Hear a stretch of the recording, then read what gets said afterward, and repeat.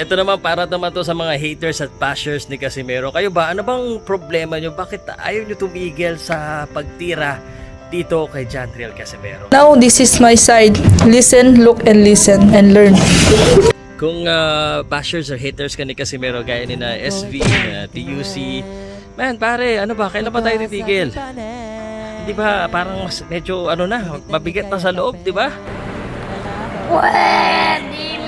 Angit pag puro sa negatibo na lang nilalabas natin, wala pa tayong ibang makontent na medyo maganda.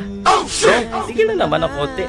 Kahit konti lang. You see brother, baka naman pwede namang meron tayong mas magaganda mga topic dyan kaysa naman awayin mo ng awayin si Casimero. Si SB, personal at saka dito sa video na to, ilang beses ko na kinausap na tigilan niya na si Casimero. Peace talks muna, baka naman pwedeng peace talk muna. O kaya ceasefire. Kayo ba parang gusto nyong bumaksak talaga si Casimero no? Wag naman ganoon guys. Tayo naman lahat tayo, napasaya tayo ng boksingero na lahat ng involved dito for sure na natuwa tayo sa laban niya as a boxer.